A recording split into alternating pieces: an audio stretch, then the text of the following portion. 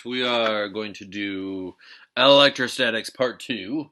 So we talked about this next. We talked about, hey, if I have a positive charge and another positive charge sitting next to it versus a positive charge and a positive charge far away, well, hopefully you're smart enough to realize that this configuration has a high potential energy.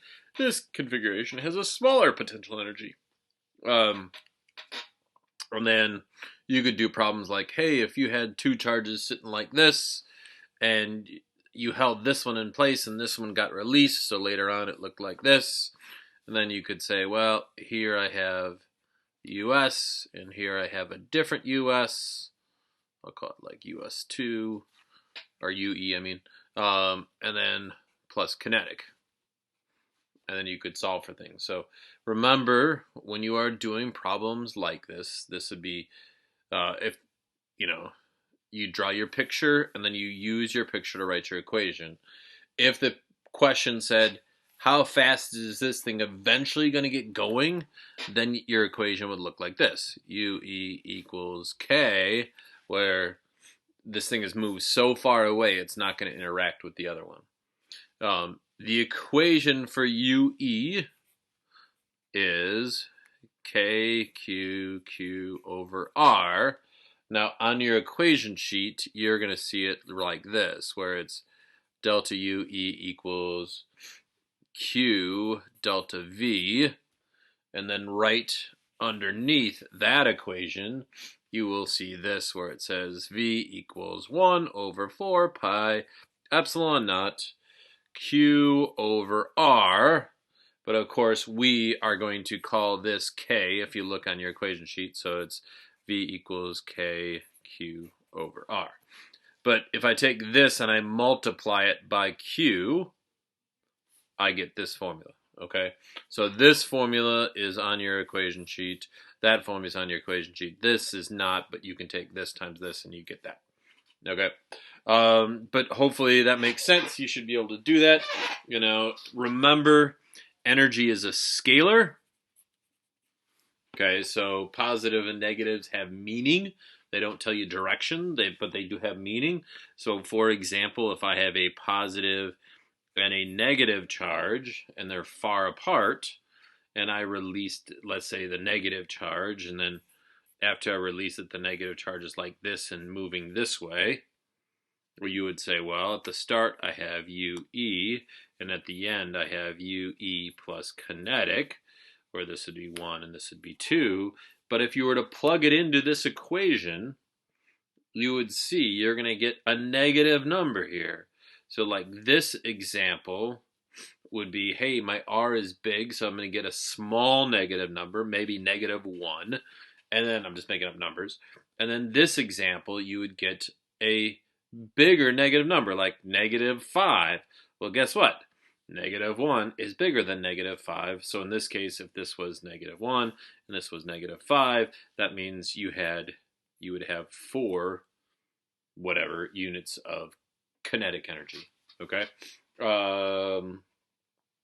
If there is a question where it was like, hey, figure out, if I had a situation like this, figure out how much energy is stored in this setup, well, then you would just have to use this equation. You would have to use that equation once, twice, 3 times, and then just add up all the numbers. It would be a positive number, it would be a negative number, it would be a negative number. So it would be positive plus negative, and then whatever you get. Okay? But that's potential energy. Hopefully that makes sense. From there, we talked about electric potential, which is also called voltage or potential difference. So electric potential, which is voltage, which is potential difference. Okay, and remember, this is where we used our spandex.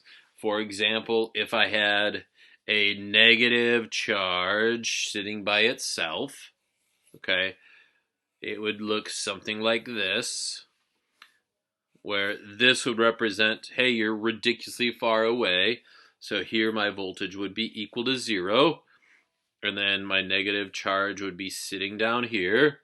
And then remember, we would have like an equal potential line here, an equal potential line here, which would represent, that would be like this if I have my negative charge. Maybe that's the first equal potential line, maybe that's this one. And then maybe that would be the second one, okay? Where V equals KQ over R. So this is, again, it's called electric potential. But remember, it doesn't matter what charge you put there. This Q depends on that Q, okay? So it's like if I put a charge here, well, I'm this R away from that Q, so that's what goes in my equation. If you had a positive charge, it would look something like this. Okay, so like if I had a positive charge sitting there, and then that would be an equal potential line, that would be an equal potential line, which would look something like this, positive Q, so my equal potential line, okay, my equal potential line. Remember, voltage, like energy, is a scalar, so positive and negative is important. What does it tell you? It tells you negative, tells you it's down here, positive tells you it's up here. So hopefully that makes sense. Electric fields was next.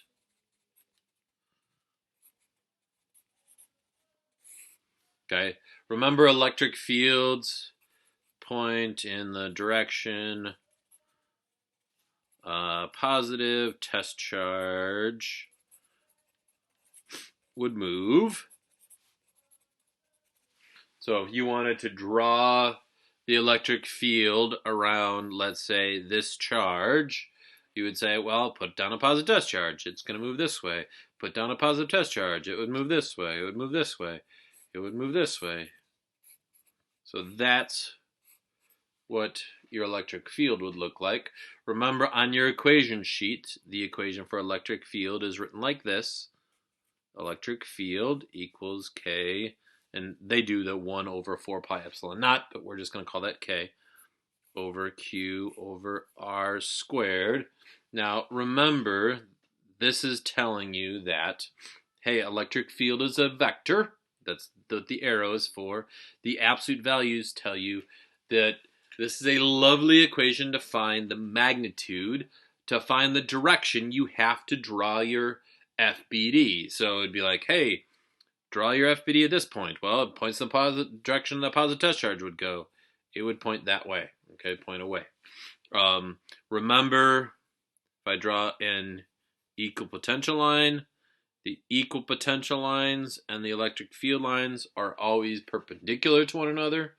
If I drew something like this, so let's say this was positive 2Q, and let's say this was negative Q, well, then my electric field would look something like this.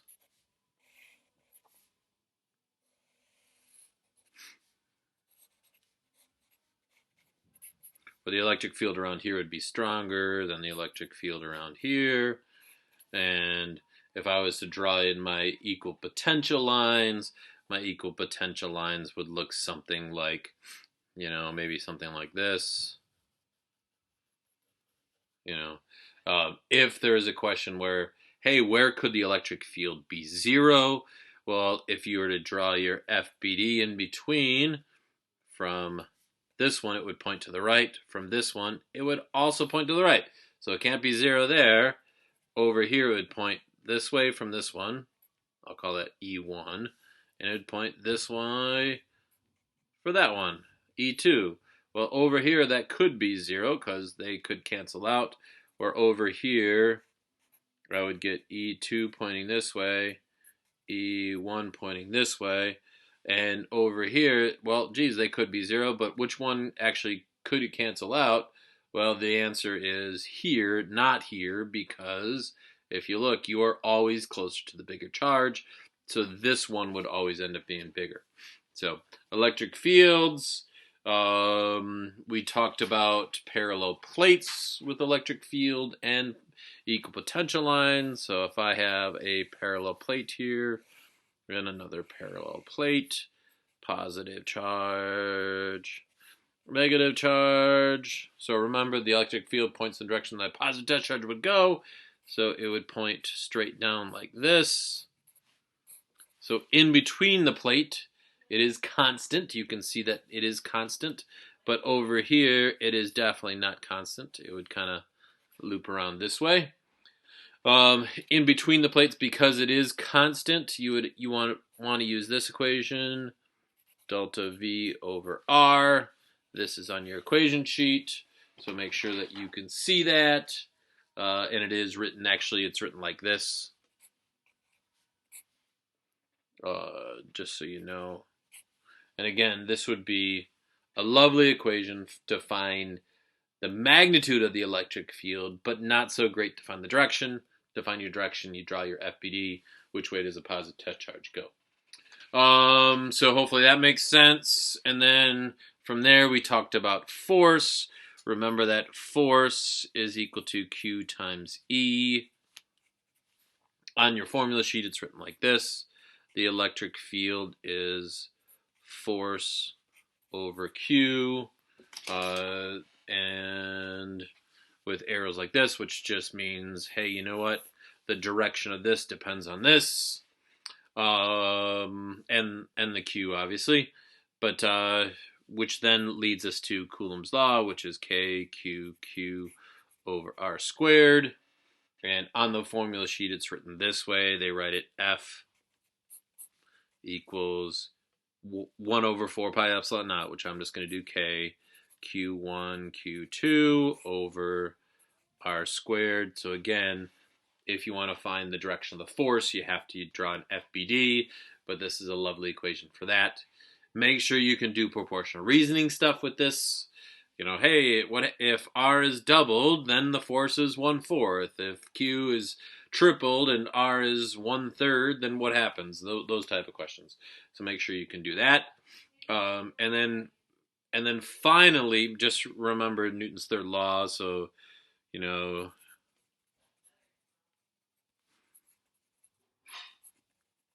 okay, that's important. You know, if you have this giant charge and this teeny tiny charge, which one has a bigger force on it? They have the same force on it because it's not Newton's third sometimes. It's Newton's third law.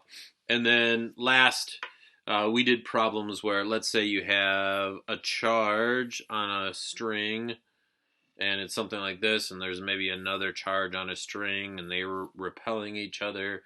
Well, then you would have to draw your FBD, force of tension, force of gravity, the electrostatic force. This would be this thing here. And then you would have to be able to set up your equations and plug stuff in and solve. You know, you would write your F net equation, which would be this minus this equals 0, and then this minus this equals 0, and then be able to solve stuff. So, that was the rest of electrostatics. Hopefully that made sense. Bye.